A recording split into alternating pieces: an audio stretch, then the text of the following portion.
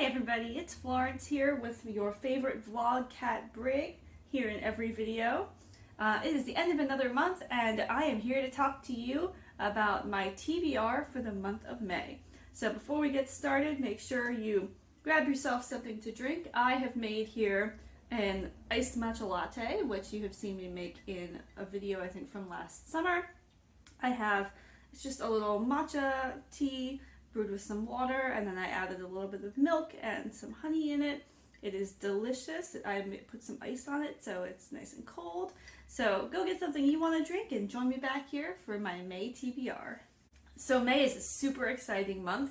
It's Sarah's and my birthday month, and in honor of it being such a great month, it's springtime, it's our birthday, I have picked out probably my most exciting TBR stack of this year so far. I'm super excited for every one of these books on this list. We're reading new releases, we're reading books with a lot of hype, we're reading graphic novels, we're reading fantasy, we're reading nonfiction, we're doing a reread. We have a little bit of almost everything in this video. So we're going to start out with a nonfiction.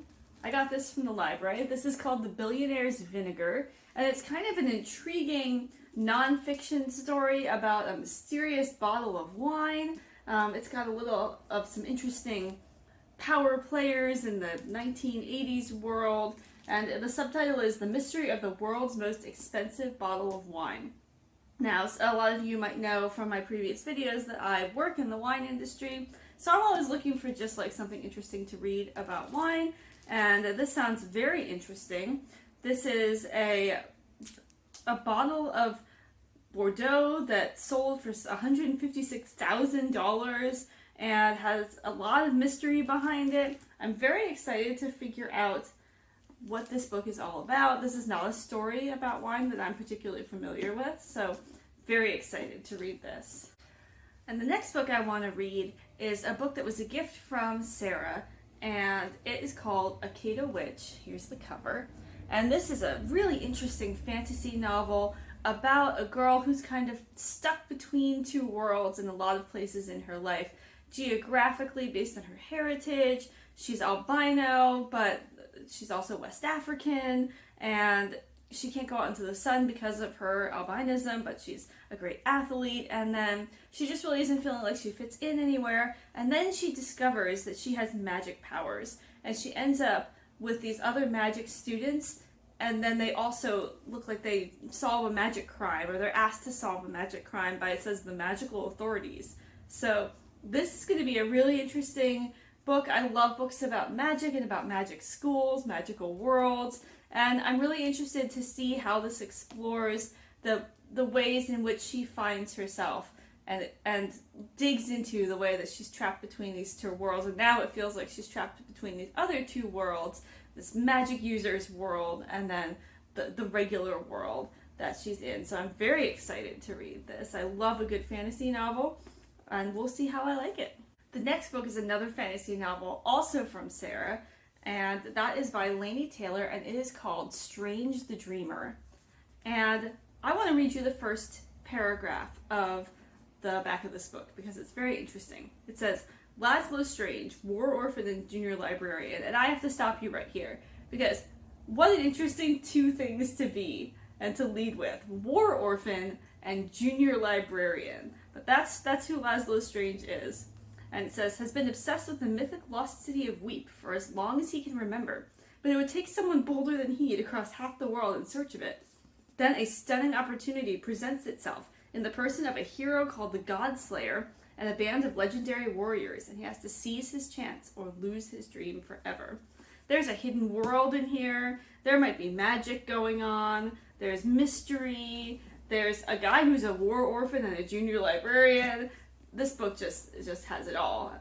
Next we have the only reread on this list, and I was just feeling called to reread this book this month. Maybe it's because we have plants going in the ground on my little homestead. I don't know what it was that made me think of this book, but this is a reread for me. It is called Paradise Lot, and it is a book about permaculture farming, which, stay with me, I know it doesn't sound like the most interesting thing in the world, but the way that these two guys got this 1/10 of an acre in the city and they created this like food forest with it, and the way that they describe how they did it is just so interesting. And it really changed my view on how I could run a homestead. I have 1/4 of an acre, so I have more than they had.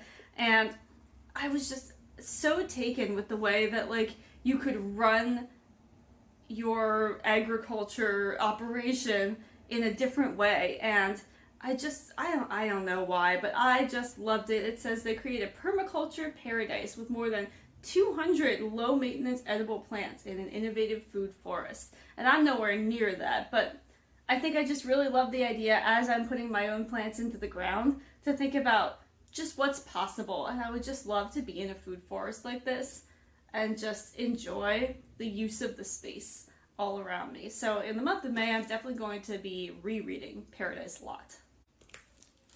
For my next nonfiction book, I am reading a memoir called A Chef's Tale. I love books about food and books about the food industry and the beverage industry. It's an industry that I'm in, but it's also just filled with so many interesting characters and things going on. And this book was actually sent to me during quarantine. A used bookstore that I really, really love and enjoy called Second Story had a book bundle where you could send them a list of topics that you enjoy and maybe like a little light guidance, and then they would pick, I think it was 6 books, they would pick them from their stock and they would just send you a surprise book bundle. It was probably the best thing that happened to me in quarantine. I was so excited to receive this book bundle, and this was one of the books in it. I know nothing about it. I just know it's a memoir about a chef, and that's usually enough for me. So I'll be very excited to read this, to learn more about it. It looks like he put recipes in the back, so that's amazing. And I will let you know how I get on with this book.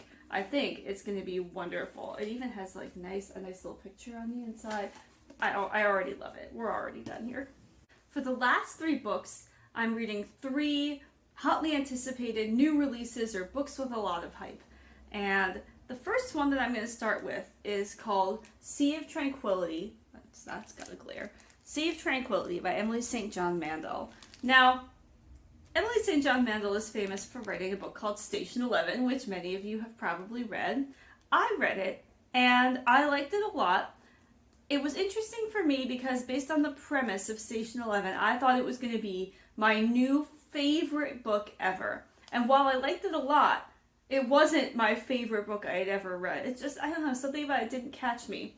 But there's something about the premises that she chooses. And you guys, she got me again.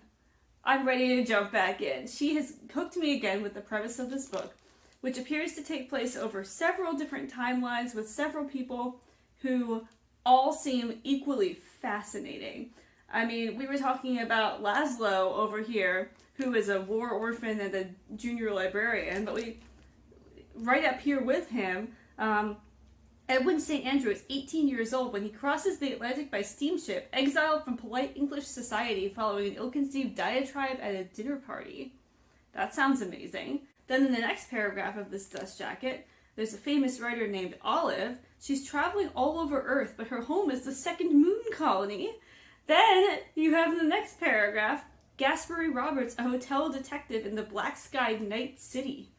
These people sound amazing. And when I read just the dust jacket of this book, I'm already taken in.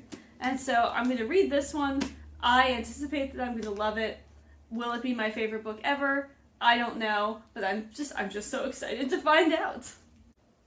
The next book is a memoir called Crying in H Mart, another book that I've heard a lot about. It was actually really hard not to look over. On our flight home from Boston, I saw that the person sitting 2 seats down from me was reading Crying in H Mart, but he was almost at the end.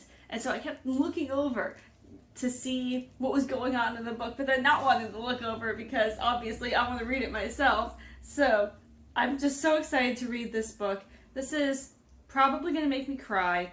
It is a story about grief, a memoir about grief, and this person accompanying her mother through her final battle with cancer.